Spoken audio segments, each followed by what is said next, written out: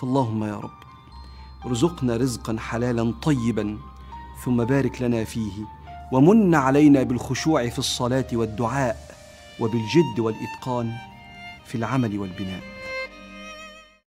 ازيكم عاملين ايه؟ يا رب تكونوا بخير. رجعت لكم بقى النهارده في فيديو جديد، فيديو روتين حلو قوي ان شاء الله هيعجبكم. زي ما انتم شايفين كده المطبخ عندي متكركب جدا من اخر مره. اخر حاجه عملناها مع بعض كنا نزلنا كده ستاره النور اللي هي الهلال والنجمه اللي انا كنت معلقاها على الشباك في المطبخ.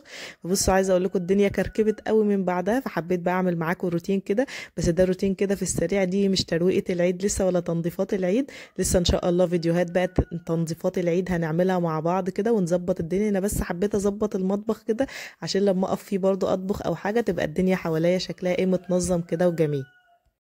كمان بقى قبل ما نبدأ الفيديو كده ونقعد نرغي بقى كتير، ما تنسوش بقى تعملوا لايك للفيديو، وكمان تشتركوا في القناة وتفعلوا زر الجرس علشان يوصل لكم كل الفيديوهات اللي انا بنزلها. وكمان لو انتوا جداد معايا في القناة نورتوني وشرفتوني، خدوا جولة كده برضو في القناة وان شاء الله هتلاقوا فيديوهات حلوة جدا هتعجبكم. وكمان بقى اهم حاجة ما تنسوش تكتبوا لي تعليقات حلوة كتير، لان حقيقي تعليقاتكم بتفرحني جدا وكمان بتشجعني كده ان انا اصور فيديوهات اكتر وانزلها معاكم. فما تنسوش بقى اهم حاجة التعليقات. هنبدأ بقى كده الفيديو مع بعض بأول حاجة. طبعا انتوا شفتوا كده في الأول بقى أنا رجعت كل حاجة مكانها يعني، وبعدين هبدأ إن أنا بقى أنضف البوتاجاز كده. وعايزة أقول لكم بقى إن أنا ما بستخدمش أي منظفات على البوتاجاز، كل اللي أنا بستخدمه بس بصراحة هو أي صابون كده موجود عندي، وكمان شوية مية مثلا يكونوا سخنين شوية كده علشان لو في أي دهون مثلا لازقة معايا في البوتاجاز تبدأ إنها تطلع معايا بسهولة. وبستخدم كده السلكة وبعدين ببدأ إن أنا أنضفه، ما بياخدش معايا أي وقت وبيكون سهل كمان معايا جدا. ما تحطوش اي منظفات من بره على البوتاجاز، لان انا بصراحه يعني شفت ناس كده كانت بتستخدم منظفات معينه وبعدين بدات انها تسيب اثر على البوتاجاز، او الاستانلس بتاع البوتاجاز بيبدا ان هو لونه يتغير وكده. فحقيقي والله بشويه ميه سخنين كده وصابون بس الدنيا بتبقى تمام، والبوتاجاز زي ما انتم شايفين بيبقى شكله حلو جدا وكمان بيبقى شكله بيلمع وحلو. فحقيقي ما تحاولوش كده ان انتوا تستخدموا اي منظفات كده على برضو البوتاجاز، وجربوا كده الطريقه بتاعتي وهتلاقوها ان شاء الله حلوه جدا.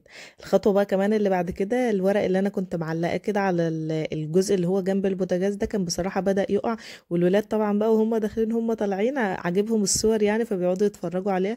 فانا كنت لازقاه كده معاكم بلزق عادي، فبدأ ان هو يقع، فقلت خلاص انا هركبه برضو كده تاني علشان الشكل بتاعه برضو يكون كويس. وكل بقى الحاجات هترجع مكانها تاني. طقم التوابل كده هبدأ ان انا احطه برضو جنب البوتاجاز عشان طبعا على طول بنبقى بنستخدمه كده. وطبعا العلبة اللي احنا كنا عاملينها مع بعض اللي هي بتاعت رمضان دي اللي كانت على شكل عربية الفول ومكتوب عليها شوية كلام دي. وكمان حطيت بقى ايه الطقم اللي هو بتاع التوزيع برضو. كل الحاجات دي اللي انا بستخدمها على البوتاجاز فعلى طول ببقى حطاها جنبي وكده. معلش بقى على الصوت اللي حواليا ده، مش عارفه الديك اللي جنبنا النهارده ماله صوته عالي قوي، فمعلش ان صوته طالع في التسجيل. حتى انا قعدت في اخر اوضه خالص في الشقه علشان صوته ما يبانش معايا، بس برضه طالع معايا في التسجيل الصوت. بصراحه مش عارفه هو عايز يطلع معايا النهارده مش راضي يسيبني، فمعلش بقى على الصوت وكده. بعد كده بقى بدات ان انا اظبط كده الرخامه وكل الاكل اللي هو عليها. بص هو المطبخ يعتبر ما فيهوش مواعين يعني متوسخه كتير، بس هي بس الكركبه كده مكان ما كنت بنزل الحاجات وبنقل الحاجات مكانها وكده فلازم يحصل كركبه طبعا. فالمواعين معايا الحمد لله مش كتير، هو بس شويه تنظيمات كده. كنت بوريكم الطبق الابيض ده لسه شارياه جديد، حقيقي طبق حلو قوي. فتح عندنا كده في طنطا مكان جديد اسمه علي بابا، حقيقي في حاجات حلوه جدا جدا جدا. انا رحت هناك كم مره بصراحه، بروح بنبهر هناك بالحاجات بصراحه واسعارها حلوه. يعني الطبق اللي انتوا شايفينه ده كان سعره تقريبا 15 جنيه، وكبير يعني هو مش صغير، وفي بقى كل الاشكال وكل الانواع هناك. كمان جبت صفايه الرز ديت منه حلوه قوي، كنت على طول بوقع الرز كده طبعا وانا بغسله حتى بالصفايه العاديه، بس لا الصفايه دي بصراحه حلوه جدا وعمليه معايا. خلصت بقى انا كده كل الاطباق اللي هي كانت متوسخه معايا. هنبدا بقى نعمل كده تنظيفه حلوه كده للحوض. طبعا انتوا عارفين الحوض عندي على طول بيبقى مسدود، فبحب ان انا انضفه كده كل مره بطريقه جديده. المره دي بقى هستخدم كده ليمونه كانت موجوده عندي في التلاجة، فقلت استخدمها كده برضو لتنظيف الحوض. هبدأ كده ان انا اعصرهم على كل الحوض اللي موجود معايا، وبروح كده بشوية مية سخنين اروح منزلاهم كده، فيعني بتعمل برضو تنظيف كده وتعقيم للحوض عشان برضو لو في اي مثلا حاجات متوسخة او في اي حاجة تبقى تمام.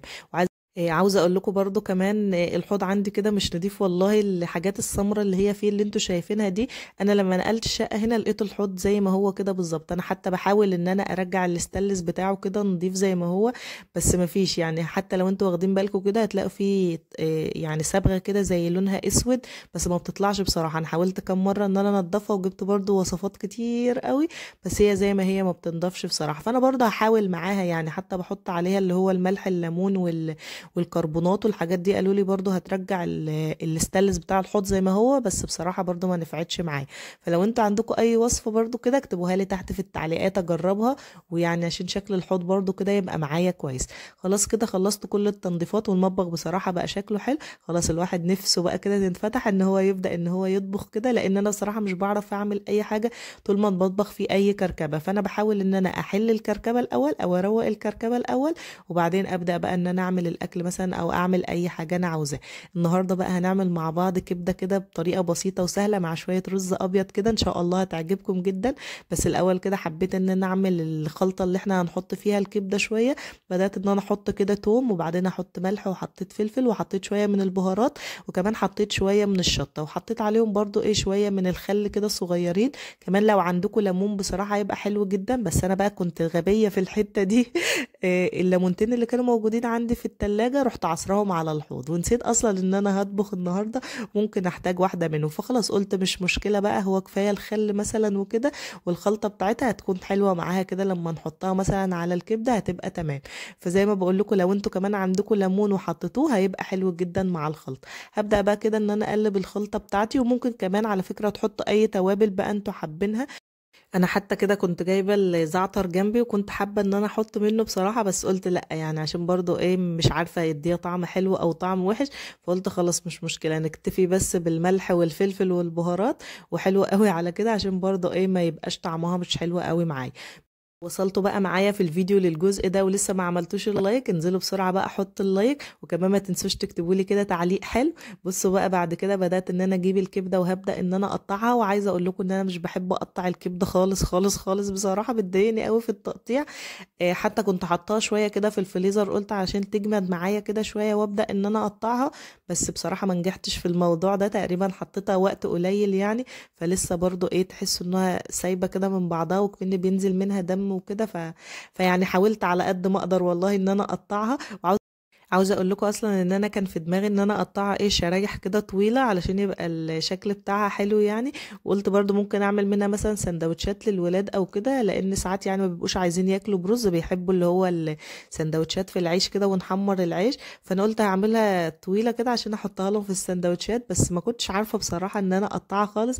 فبدات ان انا اقطعها بقى مكعبات صغيره كده على قد ما اقدر، ويكون برضو الشكل بتاعها كويس يعني. وطبعا بقى الكبده ديت فيها حديد كده، من احسن الاكل اللي احنا كمان ممكن نعمله للولاد وكده. انا عندي الولاد برضو مش بيحبوها زي ما بقول لكم، ساعات مش بيرضوا ياكلوها مع الرز وكده. فعلشان بصراحه يرضوا ياكلوها ببدا ان انا اعملها لهم سندوتشات في العيش اللي هو البلدي يعني، اللي هو البرده دوت. وببدا ان انا احطها لهم كده فيها سندوتشات، وبعدين بروح محمره لهم بقى العيش كده في شويه من الزيت. فبصراحه بيبقوا بيحبوها قوي بياكلوها، بقول لهم دي سندوتشات حواوشي يعني علشان يرضوا ياكلوها وكده.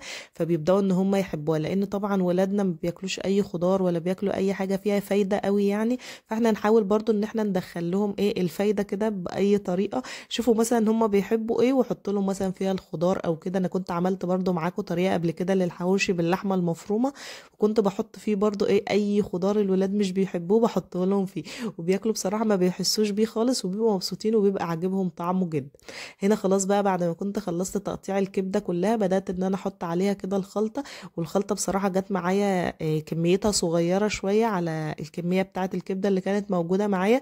فرحت بصراحة عاملة برضو فصين من التوم تانيين، وبدأت ان انا احطهم كده معايا في الحلة، ورحت نازلة بقى بشوية كده من الزيت، وسبتهم بقى كده شوية على النار. بصوا مش لحد ما التومة يعني تتحمر قوي، لا يا دوبك بس بحيث ان انا لما احط الكبده كده عليهم تبدا تعمل، عارفين الصوت اللي هو تش ده؟ اهو انا كنت عاوزه كده بالظبط. فبدات بقى ان انا انزل كده عليها بالكبده، كان الزيت خلاص برضو والثوم كده سبتهم شويه على البوتاجاز زي ما قلت لكم، وبدات بقى ان انا احط عليهم الكبده، وهبدا برضو ان انا اقلبها كده شويه.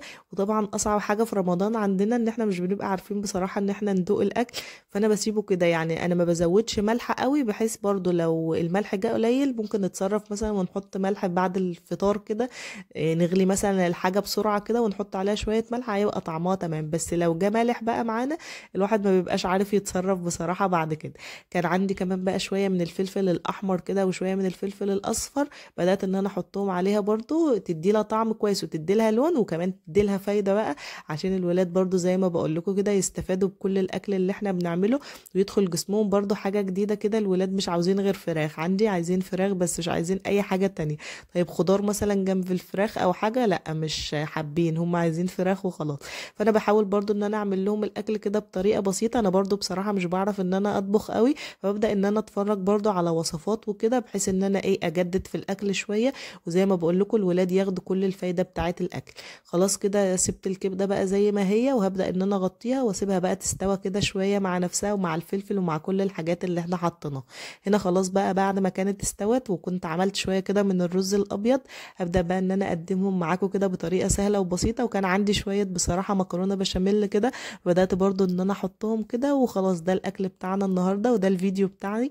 يا رب يكون الفيديو عجبكم كده، هقدمها معاكم زي ما بقول لكم بطريقه سهله كده وبسيطه. يا رب يكون الفيديو عجبكم، ما تنسوش بقى تعملوا لايك وكمان تشتركوا في القناه وتفعلوا الجرس عشان يوصل لكم كل الفيديوهات اللي انا بنزلها. واستنوني ان شاء الله دايما في فيديوهات جديده، لسه هنعمل ديكورات وهنعمل روتينات حلوه جدا للعيد. فما تنسوش بقى كده تعملوا اشتراك في القناه علشان كل الفيديوهات اللي انا هعملها توصلكم. وطبعا طالما عملنا كبده يبقى لازم نعمل كده طحينه، فبدات ان انا احط برضو شويه طحينه كده على الطبق. وده كده كان شكل الطبق في الاخر. قولوا لي رايكم كده برضو، واكتبوا لي كده برضو تعليق بوصفتكم كده اللي انتوا بتحبوا تعملوا بيها الكبده. يا رب يكون الفيديو عجبكم، ما تنسوش بقى لايك للفيديو.